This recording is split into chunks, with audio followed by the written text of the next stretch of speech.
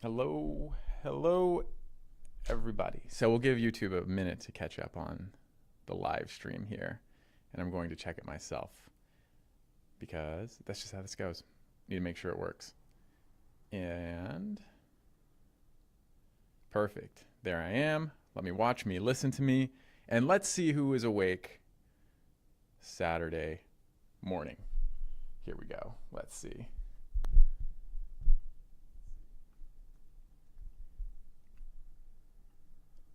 Good morning. Good morning. I see the chat coming in. Who is up? Living on the East. Well, I'm not on the East Coast technically anymore, but Nepal. Oh, this is my favorite part of the chat. This is where everyone kind of just shouts out, "Hey, I'm from South Texas. Morning from South Texas, India. Great Great to see you here." Yeah, I had some good friends from Nepal. I kind of missed them. I'd love to go to Nepal. Perfect. So, how is everyone's new year beginning? Kenya. Oh, my dad lived in Kenya for a while. I grew up with a lot of love for that country because of his time there. Thailand, UK, good lunch. I love it. Amsterdam, North Carolina. Miss North Carolina. Hopefully I get back there soon. Although I will tell you, the waves on the East Coast have been pretty flat. But that's how it is in the winter sometimes. Arizona. Hello from Arizona. Greece. So my Dr. Casal was telling me that if there was one place I would actually probably disappear and retire, contrary to what I've always believed, it's probably Greece. Because everyone wears linen pants and flip-flops all the time. It's beautiful, coastal, and that is my vibe. And hello, California. You're getting a little life story from me, all these places I've been or want to go. But yeah, California, that was kind of my home away from home growing up. All my family was in South Pasadena. Florida. Went to med school in Florida. Illinois, had a friend in Illinois. I know the S is silent. I just habitually have emphasized the S. So it's great to see all of you this morning. Yeah, let's get it started. What do you want to talk about today? We're going to be, Singapore. Would love to go there. I'll start. Okay, I'll start. This is an interesting thing. So I put up this little recap on my Instagram about my 2024 year. And really how that culminated is I actually just looked at all of my old photos, all my old videos that were in my phone, and I just chronologically kind of put them out and created a story to myself with text over that. But what I realized is I traveled more this last year, at least from a mileage standpoint, than I think I have my entire life, which is funny because I don't like to travel. I'm kind of a homebody, but it was pretty incredible. And maybe traveling is growing on me. Maybe this is something I'll actually quite enjoy. Oh, thank you for the positive New Year vibes and wishes. Of course, yes, please, let's talk about some skincare. Let's talk about life. Let's talk about food. Let's talk about exercise, hobbies, whatever is on your mind. Let's go. Oh, interesting. I like that actually, Doc. Is it better to use moist in gel or cream for large pores and oily? First off, I like that Doc is spelled D-O-K. I think that's kind of fun. But let me try to frame this question. Is it better to use probably a moisturizer in a gel or cream with oily skin and large pores? I find anecdotally that most people who have oily skin typically prefer the aesthetics and the feel of gels. But whether you use a gel or cream, that's just completely up to you and how you feel it sits on your skin. I do generally, though, find that because people with a lot of oil glands that are active, that natural oil on your skin kind of makes thicker creams feel occlusive, makes them feel just too much. So some really good lightweight gel moisturizers. Neutrogena Hydro Boost, the Biossance Squalane Gel something. I don't know, but there are a lot of names, but you'll find it from that. Those are two amazing ones. Oh, a really good one. You'll love this. If you have oily skin, pores, and I don't think it's in the best of video that went out a few days ago, and it may or may not be in the next one, but the Vichy Matte Sorbet Moisturizer. This thing is, just get close to the mic for this one. This is a beautiful moisturizer. It is frosted. It is matte. It cools your skin. It absorbs oil. I'm obsessed with this. Biossance probiotic gel. That one is incredible. So thank you for that on the name correction there. But yeah, those are incredible options for oily skin with needing a moisturizer. Does a hydrating cleanser do a good job removing the cleansing oil? So this is very product dependent, I would say, because the whole premise here is that if you're using cleansing oil, you're trying to break down oily substance, makeup, sunscreen, or you've taken to the TikTok videos and you are at least assuming you're removing all of that sebaceous gunk and the oil buildup in your pores with the oil cleanser, which to some extent is probably true. Now, the second part of that is you want to follow that up, or often will follow that up, with a traditional cleanser to remove that like emulsified oily material from your skin and products with the oil you just put on your skin, and now you want to like remove it, right? So I personally don't find that most hydrating cleansers do a good job removing it. I feel like my skin always has a pretty strong oil residue going from oil cleanser to hydrating cleanser to try to do it with a second cleanse. So I personally don't like that. I don't find it enough. Now, if you find a really good hydrating cleanser that you would classify as hydrating, that just aesthetically feels like it's leaving your skin clean and fresh, that's sufficient. That's fine. I typically will use one with a little bit of lather though. And I would say your best bet, even if you want to find some middle ground here, the CeraVe Cream to Foam Cleanser, just perfect. Like, it is hydrating, but it still lathers. It's pretty good at removing cleansing oil. And then the one I've just been obsessed with lately, and I actually became obsessed after we shot the best cleansers portion of our best of video. So I'm sorry, this probably should have made the list, but the La Roche-Posay Gentle Cleansing Wash. It's like if you had the Tolerian foaming wash and the Gentle cleansing wash and they just get consummated and had a baby, that is the La Roche-Posay Gentle Foaming Wash. It is so balanced. It's hydrating. It's extremely effective with lather. So that's another good one. And this is my favorite cleansing oil because I do think it does both. I typically don't feel the need to follow it up with a second cleanser. This is the Numbuzin number 5, which, can someone please explain to me how Numbuzin's numbers work? I haven't really dedicated the effort to finding out why they have multiple number 1s, multiple number 5s, but the Numbuzin oil cleanser, outstanding. It's an oil cleanser, like a true oil cleanser, but it also has some lather, and I find that actually just with a warm wash afterwards, just warm water or a warm cloth, it does not leave much of a residue. So I love that one. Hello from a Brazilian living in Berlin, Germany. By the way, I love your recap video on Instagram. Oh, thank you. Thank you. Yeah, I was telling some people in my physical life here, just as I was creating that video, I think taking a moment at the end of the year, even if it's just privately, to kind of just recap the year, it's probably a pretty important thing to do, because there are so many moments in that video I'd almost forgotten about, and so many small moments that I didn't share, but that I did reflect on. And whether it's a bad year, a good year, there are a lot of like deep things to be thankful for, or relationships that you realize, oh, I need to invest a little more into, because you kind of just get caught up in the moment. So I was a big fan of taking the time to recap my life. I felt like it was pretty valuable. Nashville, good morning from Nashville. Oh, Nashville. I'll be going there somewhat soon with a friend. That'll be good. That'll be good. Toronto, good to see you. Oh, thank you for the comment on the Christmas lights. Yeah, I went all out. It's been a dream of mine to put up a lot of Christmas lights and go all out with that. It just brings me a lot of joy and warmth. So, yeah, appreciate all that. I think for this new year, do you have any New Year's goals? Do any of you have any New Year's goals? And I might even open this up to Instagram here too. Let's see what everyone's plans are for this upcoming year. So, does anyone have any New Year's goals? I do. I actually took the time to paint them on my wall.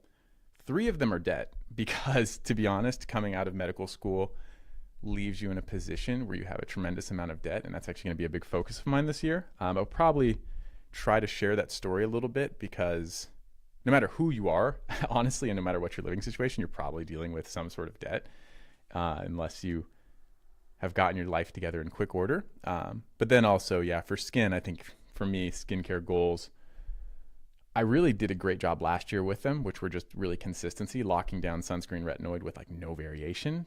And then also this year, actually, I told Dr. Shah this, one of my goals is to exfoliate a little more, specifically just here, just here. Cause now in my 30s, rosacea kind of like has taken over these sections of my face. So most of my skincare here, and here revolves around rosacea. And then my aging skincare routine has actually almost taken a back seat in terms of what targeted actives I use or how aggressive I use. Some of your other goals, retire. That's a nice goal. To those who retire, I always have this question. What are you going to do with your time?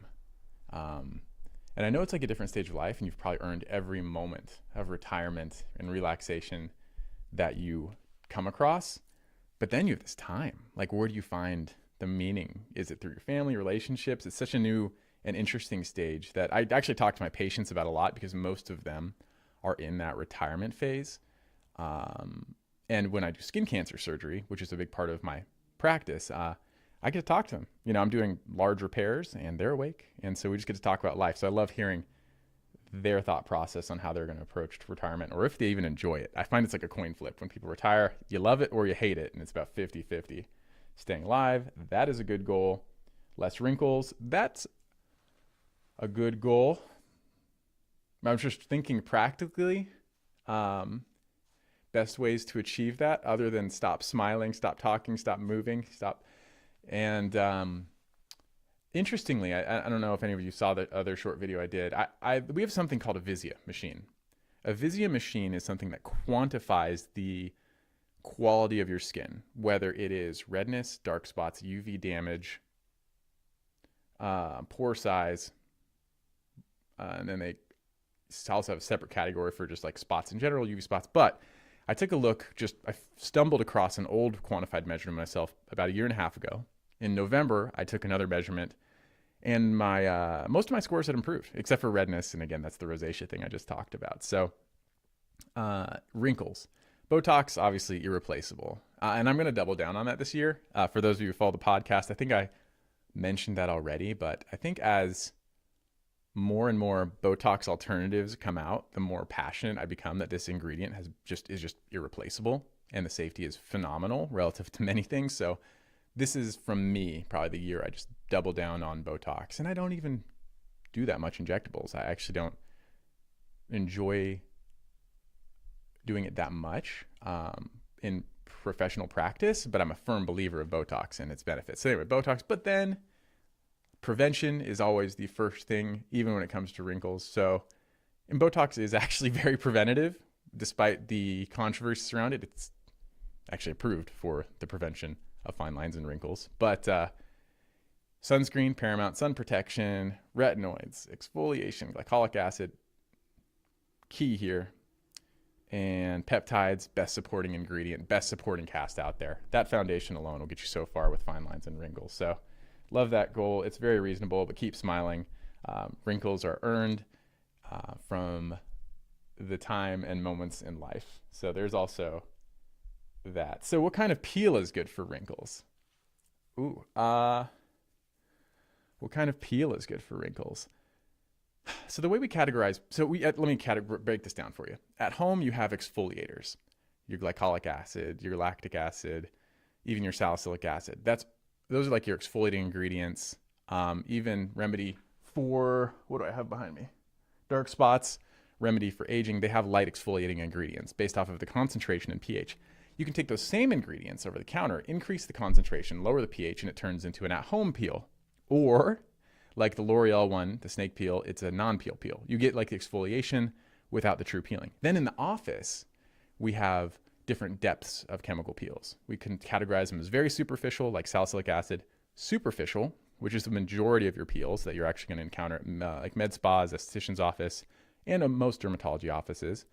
And then you have like medium depth peels and deep peels being like the phenol peels, where you see on social media, they just like take the whole cast of a person's face off and then you get this like miraculous, like crazy transformative result.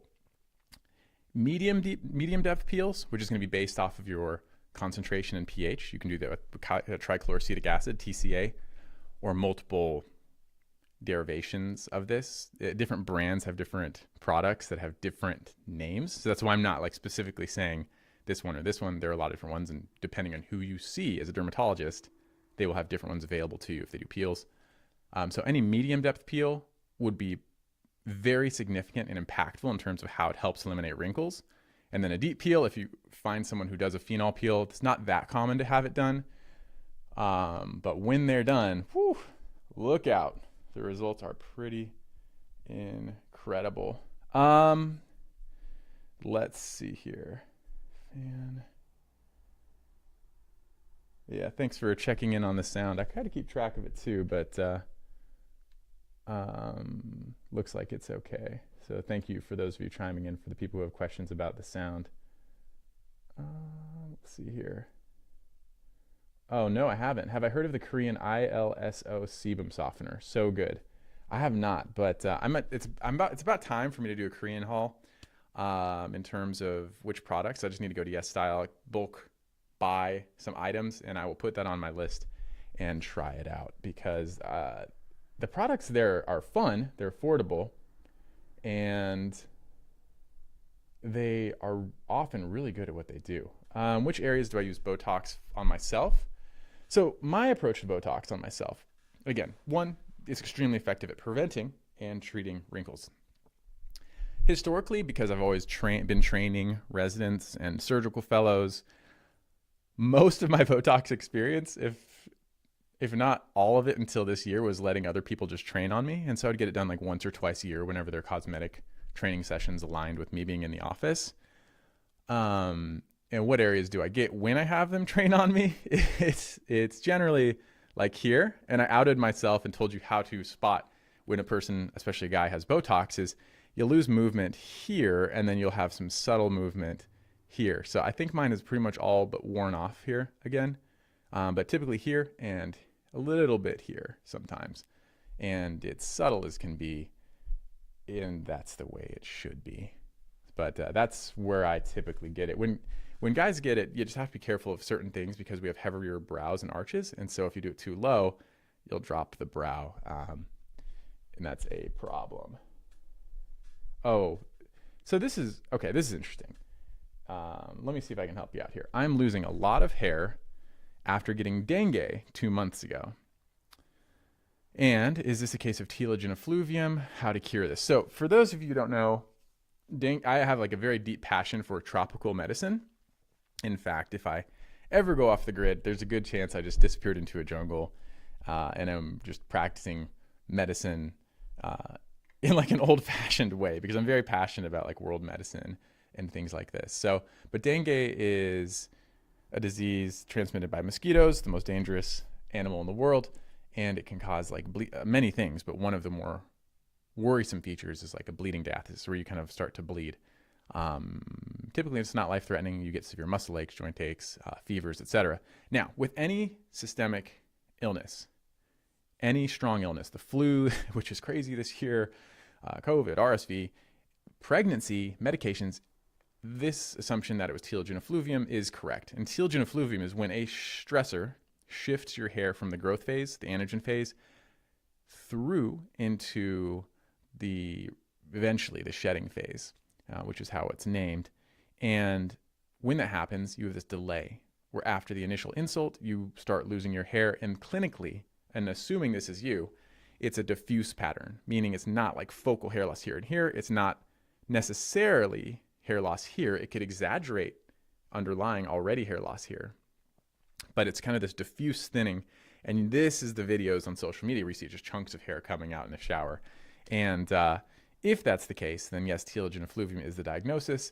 What are the treatments? Time is the number one treatment. The vast majority of people, this resolves on their own. Now, if it is purely telogen effluvium and there's no underlying hair loss surrounding this, so that's also coexisting like pattern hormonal hair loss, then the treatment is not, of course, treating the hormonal part like you would with finasteride, like you would, in theory, with something like spearmint. although really not much, if any, studies for hair with that one. Topical finasteride, topical dutasteride, those prescription ingredients, or spironolactone also probably would not be helpful. What you do want to look for are ingredients that are going to help the hair growth cycle. And the main one still is minoxidil or Rogaine, because this is one of the few ingredients, and probably the only ingredient that is strongly studied and shown to actually induce hairs going back into the hair growth cycle. And because it's taking hairs and pushing them through the hair cycle from telogen back to anagen, you get initial shedding. So it can get worse before it gets a little better, because the hairs are rotating through the cycle before they get back to the growth phase, before it gets prolonged. And if the underlying cause is reversed and goes away, then this would be a temporary medication you would take. If you, again, saying this again, if you have telogen effluvium for hair loss, Rogaine is a temporary thing. If you have hormonal pattern hair loss, because the hormonal part and the inherited part of the hair loss never goes away, then Rogaine, like any other anti-aging ingredient, is a forever thing. So that's a key distinction there. All right, next question. Let's see here. Oh, would I apply this for postpartum hair loss too? Postpartum hair loss is really interesting. I deep dived this, and it's in my notes. And I don't know why I didn't make a video on this, because it's super fascinating. The mechanism for postpartum hair loss is different and distinct from other types of hair loss.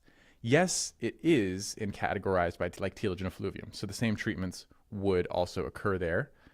You just do have to consider breastfeeding because of the absorption of things like Rogaine. So it depends on what you're going to be doing with breastfeeding. But in addition to that, just like the circulatory volume, the blood volume during pregnancy increases and it fluctuates throughout the course of pregnancy, hair growth does too. And actually, a lot of the hair shedding after childbirth is a compensatory catch-up and like a resetting of the balance back towards a normal baseline. So during pregnancy, a lot of women like get this very dense or thick hair, like their head, it just seems like it never stops growing, because you do lose the capacity to shed, or like you hold on to your hairs more. And so after childbirth, you end up shedding a lot of what was retained that is already a deviation from normal. So that's kind of like a self-correcting behavior there. Let's see here. Yeah, PCOS, hair loss. So this is the opposite side, PCOS being polycystic ovarian syndrome, which leads to an increase in hormones and masculinizing hormones such like DHEAS, and then things that are converted ultimately to free testosterone. So that one, you want to do the opposite approach. You can use minoxidil to lengthen the hair cycle. That will be helpful. But things like especially spironolactone will be extremely helpful to blunt your skin's response to those androgenic hormones and help stop some of that hair loss that's associated for some people with PCOS. So completely the opposite. You're focusing on the hormonal component. Whoa, this is a big question, broad question. Hi, I'm from Norway. Congratulations on being the home of Magnus Carlsen. I love chess. Like, it's a recent hobby of mine, but he's an interesting character and one of the greatest of all time, in my opinion. But the question is, what is the best serum? The best serum. I'm trying to back away from the mic so I don't blow your ears off. What is the singular best serum? That is a huge question. But I actually do think it probably exists at this point. I'm going to try to caveat this by giving a few other options, because to say like there's one that is the greatest of all time for everyone is never going to be universally true. We all have different goals. We all have different skin. And so what works well for one person may not be the perfect option for another. But believe it or not, and I'm telling you, this is it is with bias, but I'm trying to objectively portray this. It's going to probably be one of these from Remedy. Like, I said this in the best of video. How can you objectively say there's another better serum than one of these, depending on your skin type? I mean, they're like hypoallergenic. They have pretty much every functional ingredient for the targeted problem. The pricing is good. Now, I understand you're in Norway, and I know he is shipping overseas, so you probably have access to this now, albeit a little bit cumbersome. So for aging, I personally, and he probably is going to hate this, I still like Remedy for dark spots and pores. I like Remedy for dark spots maybe even more than Remedy for aging, but I know Remedy for aging is by far his all-time favorite because of multiple reasons, but if nothing else, the retinal in it is a hero. So I'll say that one is good. The body product, I still say like Necessaire. They have that body retinol, which is just outstanding. And it's a serum, so I'm deviating from the face here. There's also this other one, this AHA body serum that's really good. Where is this thing? I might even just go get it. So one sec, because it's good enough where it needs a moment of dead space. It's worth me going to get it, so hang tight.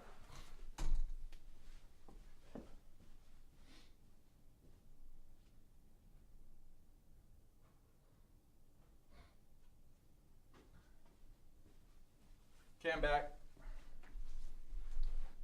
This is another one of those Skinimalist products where it's just a ton of consolidated products. Alpha H, get it in frame here. Great serum. It's again a body treatment though, 8% glycolic, 2% lactic, encapsulated retinol. So another hero product that's extremely good. And yeah, so I actually gave you 2 bodies and 1 face, which is kind of weird. Cure, they're all in one serum. It's actually really good. It's like an OG Skinimalist product that really didn't get the attention it deserved when it came out. I mean, it's been out for years, but it was way ahead of its time. Okay, what's next? No, I see castor oil. Why did that pop up? What was the original part of that conversation? All right, I'm going to backtrack to find that because I don't know. As someone who really is obsessed with data, castor oil, apple cider vinegar, they get me worked up. They get me kind of worked up because what do I do with those ingredients? What do I do with those ingredients where a large group of people just swears by them, but there's no physiologic or objective evidence to support 99% of the claims. And I'm fine. I'm fine with natural ingredients. Like, I'm fine with it. Just at least have 1 study, maybe 2, maybe 3. Is that too much to ask? Oh yeah, definitely. If you are already using a prescription retinoid, like Script, so you're using tretinoin or tazarotene, whatever, would you layer another serum on top, like peptides? The answer is absolutely. And I think peptides is the perfect example. So if you're using any prescription ingredient, trying to think of an exception to this, and I really can't think of one, but peptides complement perfectly with that. So peptides, in my opinion, are the group of supporting ingredients, the top group of supporting ingredients. It has supplanted bakuchiol, which is a solid tier 3 now in my opinion. It has supplanted niacinamide, and I think peptides, even though it's not one ingredient specifically and technically, as a cast, they're the best because they're extremely gentle. They have extremely targeted and focused actions. They're actually created with purposes in mind, and they are the future. So they play well with other ingredients as well. So yeah, tretinoin plus peptides, perfect. Tazarotene plus peptides, perfect.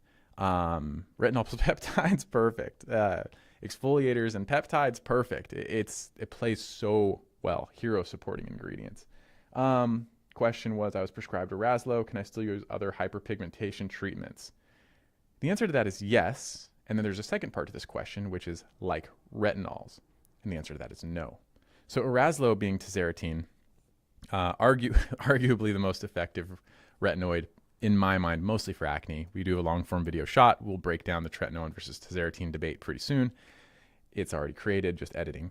And it is a 3rd generation retinoid. So the whole thing is, if you have any retinoid in your routine, you don't need to use another on the same day, like specifically in that routine. They do work differently, but you don't want to add tazarotene and retinol to the same routine on the same day. It just doesn't, it becomes redundant. But other dark spot ingredients have complementing benefits, like exfoliating ingredients.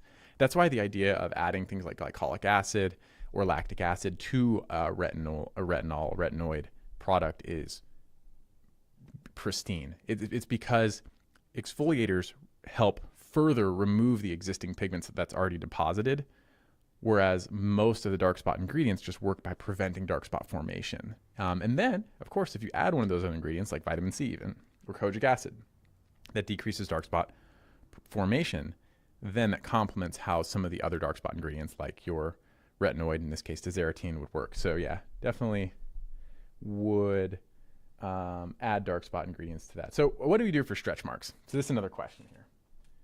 Stretch marks. So I actually had talked to a couple of people about this in the office recently.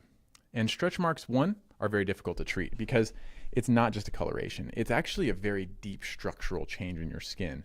And it's not even just like a loss of collagen and elastin. Your skin's collagen and elastin is restructured in a disorganized way that makes it not only have a different appearance, but a different strength. And so when you look at stretch marks clinically, they're typically broken down into acute or new stretch marks, stria rubra, when they're kind of red and pink, and then old and mature stretch marks, which are stria alba, where they're kind of white and carved out, but purely a structural change at that point. The treatment for stria rubra, when they're new, is primarily for the redness. Specifically, you can use things like a vascular laser. Now, you can also use perhaps some evidence for retinoids here. Again, your tretinoin. It's your body, so it can probably tolerate tretinoin fine.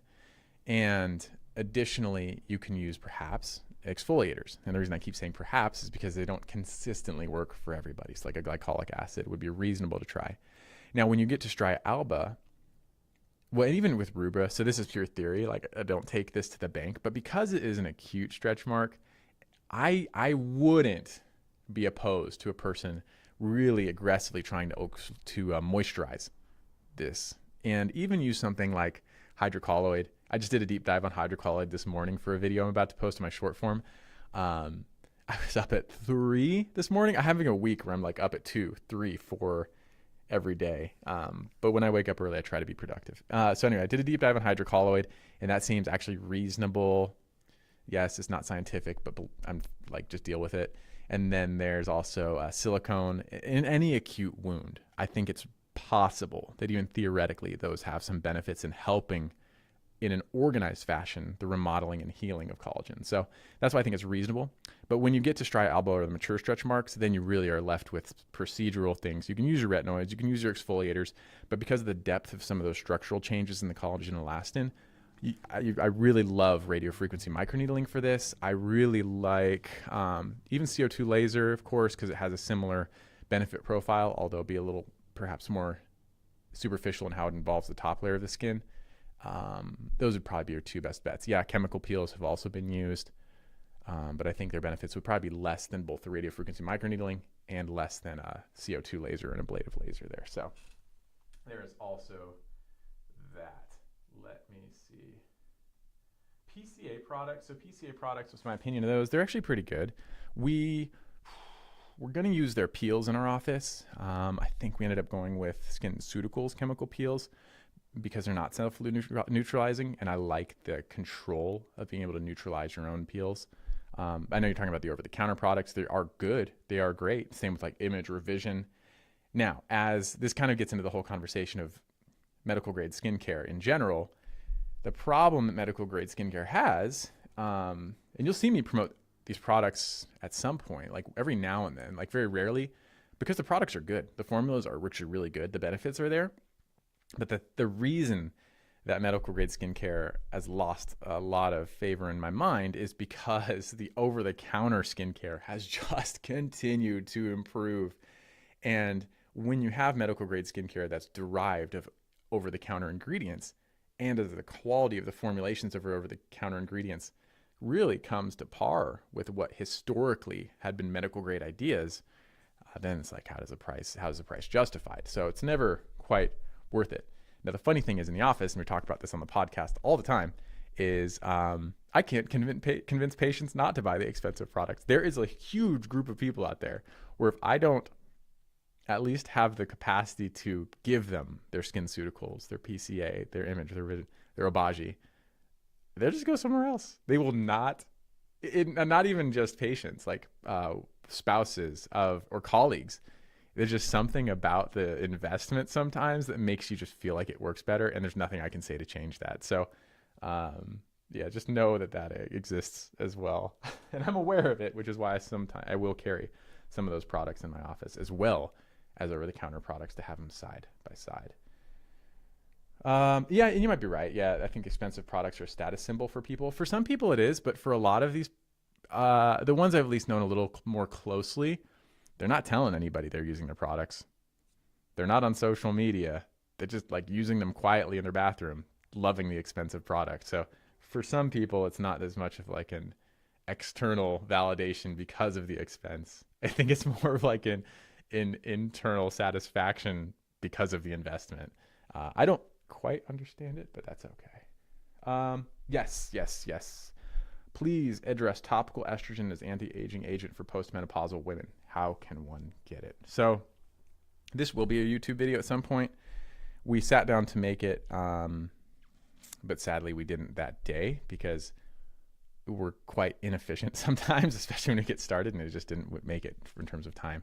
But topical estrogen, estrogen deficient skin does really have, I think, really dramatic changes. And it is appreciated both in simple things like the moisturization, the lipid content of the skin, and then all of that translates into clinical findings and what you kind of see in the mirror. And so topical estrogen can correct some of those changes. I definitely think it has a lot of value. There is, of course, consideration for absorption, and we have been using topical estrogen not in the aging space, but in other medical conditions, like lichens. Not, I said this last time. That has been studied in lichen sclerosus erythrophicus, but that's not where we use it. We use it, but in the vaginal area for vaginal-related changes over time, like postmenopausally as well. So it definitely has benefits for the skin. Now, where would you get it? You're pretty much limited to a dermatologist who either compounds it or will through a telemedicine platform. And not all of them have it. I don't know off the top of my head. I know we don't have it at the moment, but I'm not sure who does. But I'm sure it would be easy to Google and find which do. There's some, again, consideration about who should use it, but it definitely has benefits for the skin. And we'll do a deep dive on that. Cellulite. Whew, this is a tough one. So the question was basically, how do you treat cellulite? What is cellulite? Why do you get these pronounced little pockets on areas where you have fat, like the hips, especially like classically, or the legs, just a classic location? I'm gonna get a drink while I ponder this question.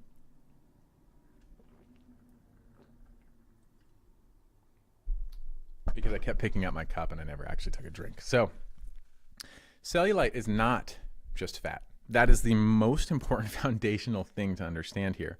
It is not just fat. Cellulite is fat that herniates through fragile areas of the skin. And just like pores, where the oil gland is the center of the skin, but the primary difficulty is the fibrous septa around it. So just like pores, the most difficult thing isn't the oil gland in the middle. That's the easiest thing to treat probably. It's the surrounding structure. So cellulite, yes, if you treat the fat itself, it can help, but you also have to treat the fibrous bands. And there are multiple ways to do it. Topically, there's not much that can help it. I'm laughing because one of my nurses got me some booty masks to review, which I will do because it was a very funny gift from her for Christmas. But yeah, you know what that's not going to look like. But the other side of it, though, procedurally, you could do different forms of it's kind of old therapy, where you use ultrasound guided wavelength therapy to decrease the fat, use very regulated temperature to break up the fibrous bands. That can be helpful. And actually, there are a lot of new devices that kind of use this technology and can be extremely effective. Now, there is an injection, and I'm going to have to try to look up the name here. What is this product called? This is it. Now, what's the company name? I'm getting the medication name. QWO, is that it? Quo? Yeah, I think that was it actually. So Quo, and this was a enzyme that I'm trying to remember the enzyme itself because it's not something I have done. It's very new. And it uses an enzyme to, I think it's like, what, collagenase or something like that. But it breaks down the collagen. Like I actually am pretty interested to see how this does. Yeah, collagenase. So good for me. I remember it. I just haven't thought about it in a while. But it uses a collagenase to break down those fiber septae. And this is something I want to see. I need to get my hands on this to see how it performs in person, because if you do have a meaningful, impactful injection for this, that's game changing. Now, we saw historically how things like Kybella, which is deoxycholic acid from our gallbladder to dissolve fat, kind of hit or miss on who's a good candidate and what the results are. That's the one you historically inject here to reduce this fat pad. But yeah, maybe within this year, I think it's pretty realistic that I get my hands on this product, get some experience with it. I've seen the before and after pictures. I mean, take it with a grain of salt. Like that, I don't ever put a lot of my confidence into before and after pictures because it shows you the capacity for what it can do. But I'm actually more interested for what it does on a consistent basis. Like I want to know what the average responder looks like, not the best responder when it comes to any ingredient, prescription and procedure included. So that's an interesting question. I shave my head. Should I have a post-shave scalp routine? Ooh. Okay, we'll start it with, should you even have an aftershave? Because I have this theory about aftershave. I think we should be using aftershave. Maybe it's not going to happen. I'd say maybe this is the product I develop, like an aftershave. It's not going to happen, so don't worry about it. But your aftershave should not be what an aftershave actually currently is. Meaning that it should not be fragranced. It should not be like a witch hazel alcohol. It should not be an astringent to close your pores. What your aftershave should be is a recovery serum. It should be hydrating, soothing, because you've just created, I mean, probably thousands of little micro tears in your skin from even the best razor. And one I actually really like, and it doesn't have a lot of scientific ingredients, but I love it. I've used it 100 times. It's the Elta MD Recovery Toner. Love it. I just find it incredibly good. I've used it when I've had allergic reactions, irritant reactions, but something like that would be the first step in a post-shave skincare routine, even for your scalp.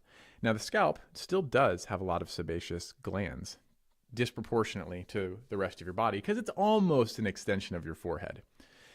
And so a post-shave scalp routine, again, I would start with a soothing toner. You don't have to use the Elta MD one. You can use the green tea one from Isntree. I still love that toner. I do like the Anua soothing, the soothing heart leaf one. I know that right now it's kind of unpopular on social media. Hey, it is what it is. I like it. And something like that go. And then after that, you could use a light moisturizer to help repair, again, just soothe and repair that skin. And then the rest of the routine up there really should just revolve around protection from the sun. From the number of times I operate on the scalp, if you have no hair on the scalp, especially, please protect that skin from the sun. So that is the probably most simple scalp routine you could have. Tempted by the Dennis Gross LED mask for anti-aging.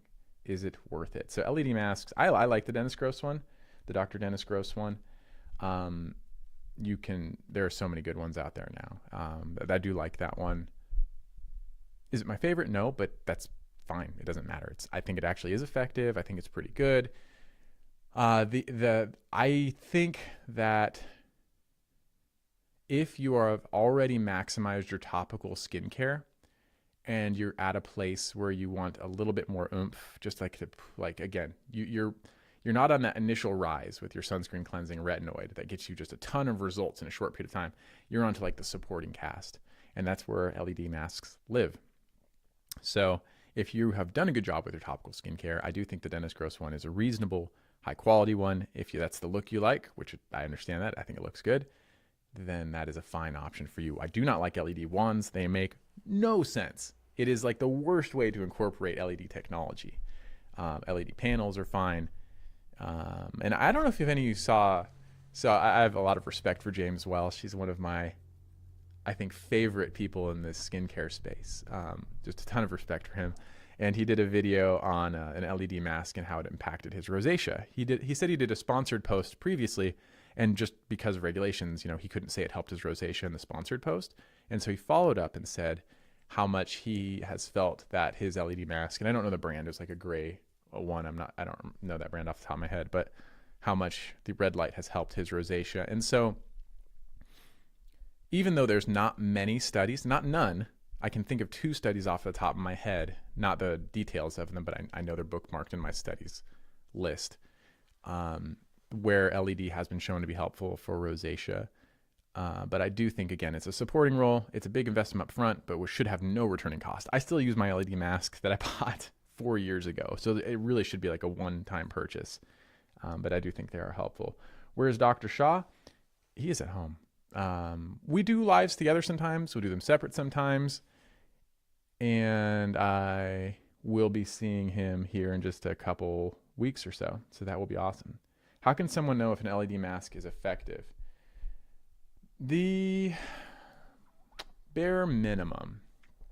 So the tough thing is the specs of a mask are difficult because you have a different number of lights and there's no like set quantity of lights. It's like a combination of lights, power.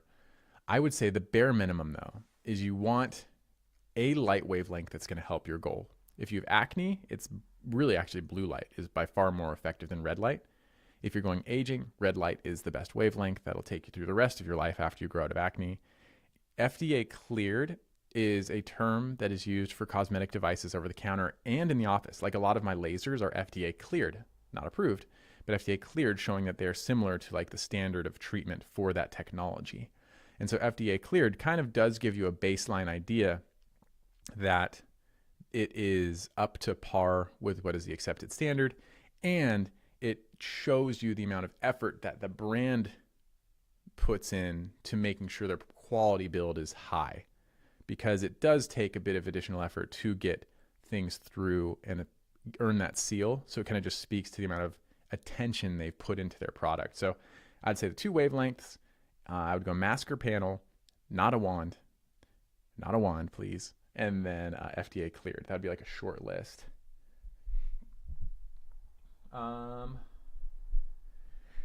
Lindsay, good place with topicals. Skin is very even and clear.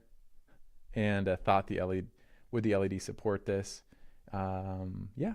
And it kind of gets to a point though too. You brought up a good point. You said your skin is even and clear. Like, what are your goals? Because I do think LED is a good way to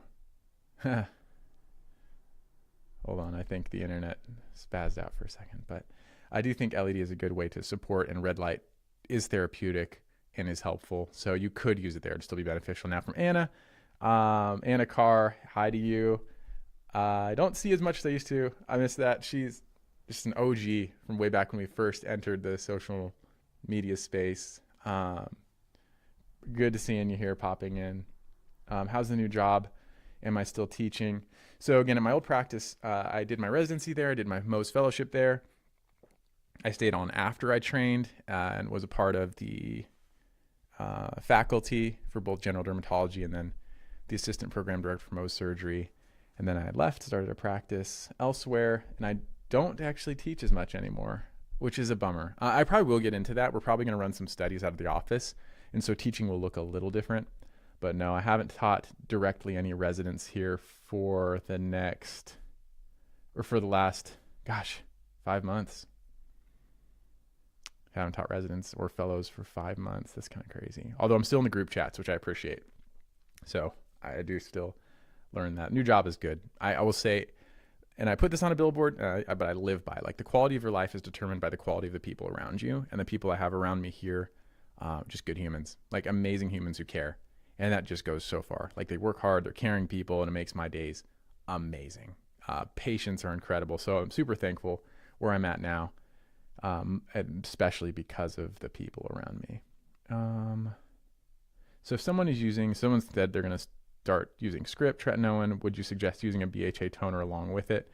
Yeah, absolutely. Especially if you're using tretinoin, actually specifically if you're using that tretinoin for acne.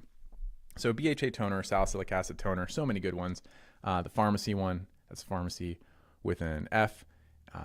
Biossance has a nice one. Of course, Paula's Choice has the standard, but that will certainly be a good first step to help with the acne, and it complements the benefits you get from tretinoin for acne and oily skin. So there's that too. Does microneedling really help reducing acne scars? Are the at-home devices a good option, like a pen? So this is an interesting one. So yes, microneedling can definitely help with acne scars. And the question is, how do you go about it? So you asked a very specific question. Should you get the Derma pen? I would say absolutely not. And it's not a matter of effectiveness, so bear with me here. It's not because the at-home Derma pens are bad or trash. They're actually pretty good. But there's an amount of safety that really needs to be reconciled with these at-home devices. Like, I think we talk about it all the time. I'm a big proponent for at-home devices. As technology improves and as cost continues to go down, like, I'm happy for you to be empowered to use some of these at-home devices. The problem with microneedling and Derma pens is there are a lot of ways to go wrong, either with the wrong size needles, in the wrong locations, the wrong technique, being careful about sterility and bacterial infections. So I am not a proponent for something as thorough as a Derma pen at home. There is also the Derma stamping, which goes in two ways. There's the ones I know, obviously Cure, like you've all seen us talking about those. Those are probably the best because of the balance of safety while still maintaining efficacy. But then there's also the white one. You know what I'm talking about? It looks like you're going to stamp like a piece of paper and then you flip it around and stamp your skin. I don't like that. I like the directionality because it's perpendicular to your skin and you're not going to tear it like you would with a derma roller. The problem, again, is sterility. That's actually a big deal. Like, if it's not a one-time use, then it's a no-go. And then derma rollers, it fails in multiple areas. Again, not even because a derma roller isn't effective. Studies show that derma rollers are effective for their intended purpose, but the safety, those tear the skin. They are not precision needling devices, and sterility is an issue. So there is that. Oh, thanks. Agree with the petroleum jelly video. It was amazing. I recommend it to so many. Thank you for that. Let me show you what Vaseline did this year, by the way. I have to say, this was the coolest. This is beautiful. I love it. And I don't know if you can quite see, but I got a little stash of these bedazzled Vaseline products over here. It's beautiful. That's how all their products should look all the time. Bump the products up from $4 a tub to $5 a tub, but bedazzle every last one of them. That's my advice to Vaseline because it's worth the hype. Love the Biossance squalene and lactic acid serum. Love the brand. Oh, good. And heard it from your channel. Thank you. I appreciate that feedback. Funny story. Let me tell you a little story about Biossance. This one goes back years. You get the dirt here, either on the podcast or on the lives, I guess, because I'm just thinking out loud. So Biossance. Dr. Shaw introduced me to this brand about 4 years ago. I tried their products. I loved it because the squalane oil was the first non-greasy oil I'd ever tried. Loved it. And the other products, aesthetically, every time you put them on your skin, just trust me, I have a hard time thinking of a brand, an American brand, that does aesthetics better than Biossance. He showed me then, though, after we did a sponsored post for him, this critical post about us because we were partnering with a clean beauty brand. And instead of kind of shying away, I mean, we just continued on with our love of Biossance, very genuinely. Their products aesthetically are so good. Their ingredients make sense. Their formulations are good. But I think it's interesting because, different brands and even companies like Sephora or whatever, they have an idea of what clean products mean. Dermatologists, we have our own ideas of what a clean product is. A dermatologist definition of a clean product really isn't chemical free. It would make no sense for it to be chemical free because the prescription world is based off of the idea that you can take and create a functional single ingredient that is always some form of chemical to have a very effective and hopefully positive action. Typically, a dermatologist idea of clean beauty is going to actually be minimizing fragrances, allergies, and things like that. That would be the most accepted idea of dermatologist clean beauty. So everyone has their own idea of what that standard is, but I love the brand. I'm very proud to have represented them on multiple occasions. Their serum, so I think on the last video we put up the best splurge. I don't know if you've seen this new serum. I'm like tempted to go get it. Let me get it because it's not even a splurge, but I do think it's probably the most beautiful product I've seen over the last year. One second. Shoot, it's 9:02.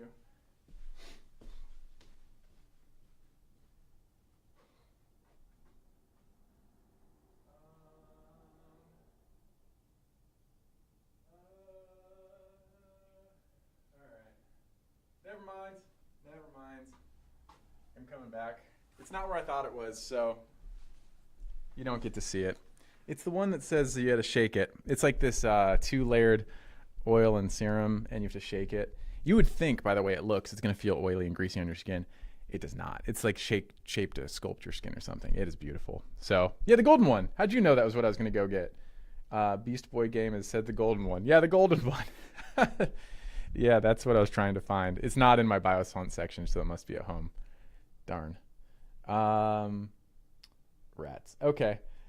Anyway, best affordable products for acne scars. For the early scarring, I'll say a retinoid is going to be your best bet. So when I'm talking about acne scars, I'm saying not deep structural scars here. Any topical is going to fail or just fail with deep structural acne scars. So any topical could help modest scarring where it's like a slight textural change, or the redness or dark spots. Then you're looking at your retinoids. Then you're looking at glycolic acid, like from The Ordinary. You want the cheapest thing for early acne scars or small acne scars? Glycolic from The Ordinary, hands down. That's hard, impossible to beat. So yeah, those two, probably tretinoin in some form, and then glycolic acid. Interesting about tretinoin too, and I'm gonna have to hop off here in about 5-10 minutes at the very most, but tretinoin, I was doing this historical look at the cost. So when I was in medical school, I saw people coming in like not like trying to belittle them, but they're almost begging for retinoid or tretinoin samples, like Retin-A. They were like begging for samples of Retin-A because it was so expensive and it felt like really hard to get. And it's so interesting because I think the average cost maybe 10 years ago, which was when I was training in medical school, maybe not that long, but it was about 3 times the cost. The average cost of tretinoin is about 30%, was threefold higher at that time. So it's become much more affordable, largely through telemedicine. I mean, ours is $50. You want to know some more dirt about tretinoin? The legitimacy. So our whole mission with Script, one of the missions is actually to get you things at an affordable price. And with that came some simplicity in marketing and simplicity in layout.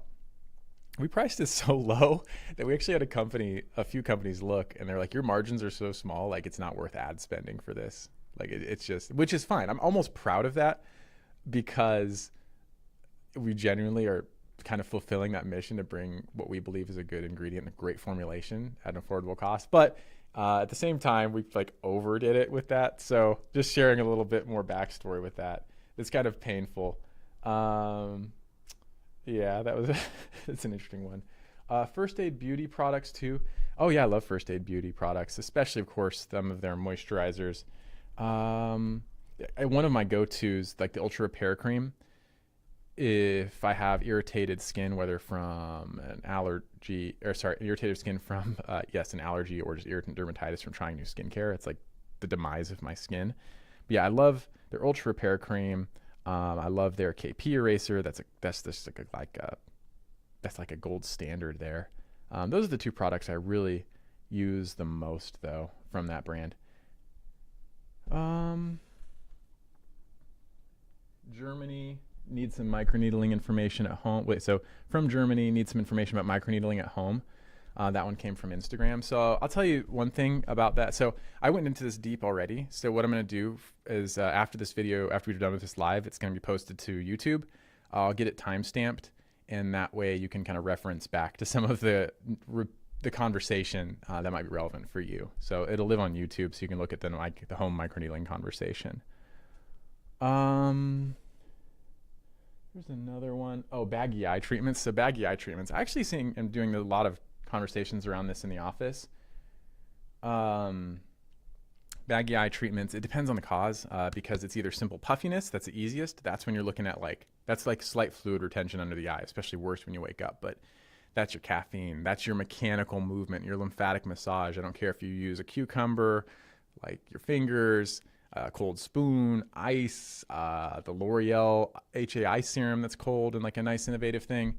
That's all going to help with that. The problem with puffiness under the eyes is one of the changes that is a common change is when the maxillary arch here, the bones resorb, they shift down, and the fat pads that live under your eyes migrate down over this area.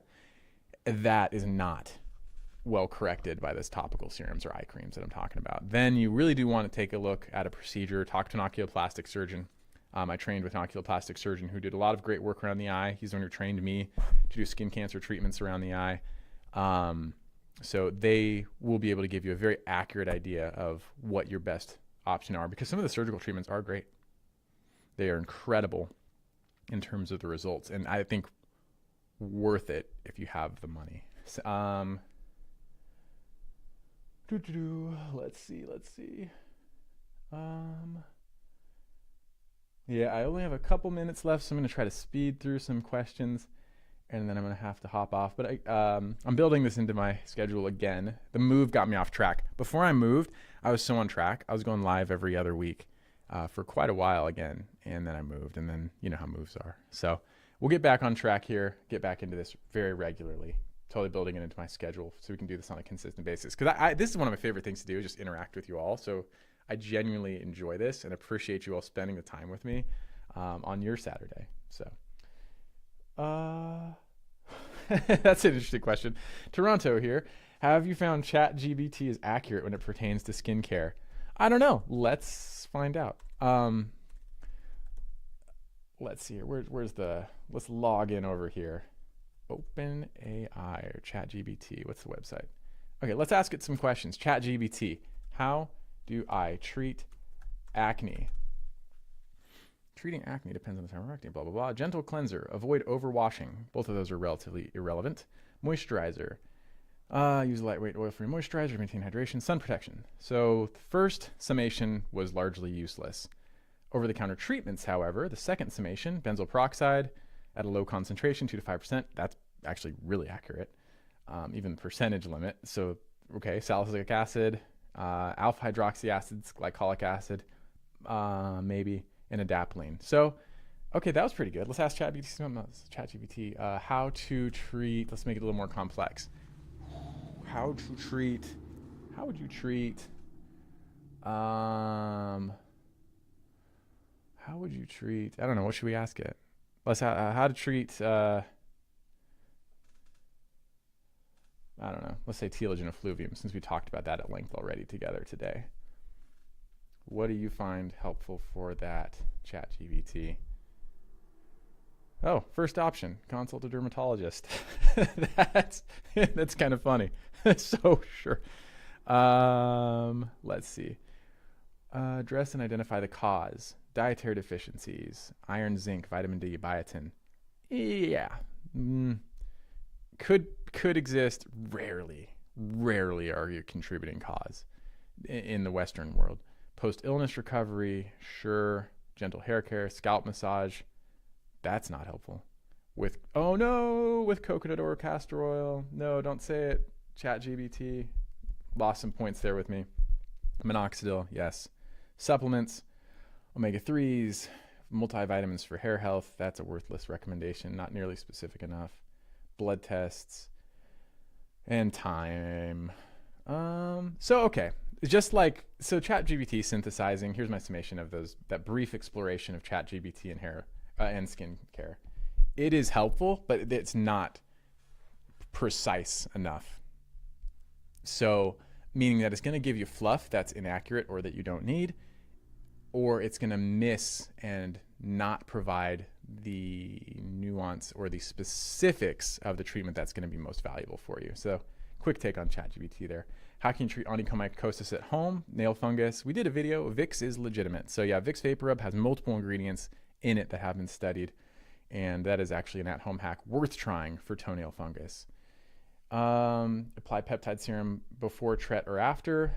It probably doesn't matter because peptides work so well. Just make sure the ingredient sets before moving on to the next step. If it is truly a lightweight serum, putting it on first is going to probably be fine. Any advice for dandruff? Let's see. Dandruff, you can use a myriad of ingredients. The three major brands around here are, of course, Head & Shoulders uses zinc pyrithione. Selsun Blue uses selenium sulfide. And Nizoral, which is the only available ketoconazole over the counter at this time. Those three ingredients help. You can use, so one of those three dandruff treatments, you can use a pre-treatment with a silicone brush and a salicylic acid pre-treatment. That'll help break up the scale to make the shampoo more effective. And then alternate the shampoos, like pick a different shampoo ingredient and alternate it every couple of months because the yeast becomes resistant. That's like the basic for dandruff. And there are other brands that have come out. CeraVe has an awesome one because it's hypoallergenic. Vichy brought their selenium sulfide one from Europe to the US. That one's great because it's safe for color treated hair, and that's the only one that has that claim. And it was tested on multiple different hair types, so that's really good. Okay, I think that is going to have to be it, but I will see you again shortly. It won't be long before I hop on again. I appreciate you spending your time with me this morning. I do have more work to do this morning and places I have to be, but I wanted to make sure I carved out some time just to spend with you all here. So that is it. But I do hope you have a wonderful Saturday. I hope you have a wonderful weekend. I'm excited to be on the other side of the holidays because I can get back into the groove, get back to work. I'm super fortunate to love what I do, and I'm very thankful that you all have helped me get to do that. Like, I know we've expressed this multiple times on YouTube and the podcast, but it genuinely, like, anytime I take a moment to reflect, like, that's a part of it. So I hope you all have a very safe new year. Good to see you too today, Anna. I hope you all have nothing but health and blessings this year. But I also hope that all of you have adventures and live life with a sense of wonder. That's like a very core sentiment to me. But anyway, Happy New Year to you all. Great to see you.